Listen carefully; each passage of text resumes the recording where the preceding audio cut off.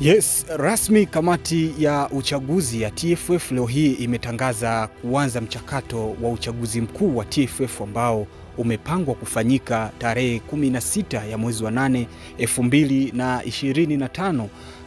Nafasi ambazo zimetangazwa ambazo zitawaniwa na watu mbalimbali ni nafasi moja ya uraisi, lakini pia kuna nafasi 6 za wajumbe wa kamati kuu ya TFF. Lakini bei za uchukuaji wa fomu, nafasi ya uraisi ni shilingi za Kitanzania 500,000, lakini pia nafasi za wajumbe wa kamati kuu ya utendaji ya TFF itakuwa ni shilingi 200,000 za Kitanzania kwa fomu ya wajumbe. Kwa hiyo uchaguzi huo umepangwa kufanyika uko Tanga, lakini pia fomu zitaanza kuchukuliwa tarehe 16 ya mwezi huu wa 6 mpaka tarehe 20 mwaka huu 2025.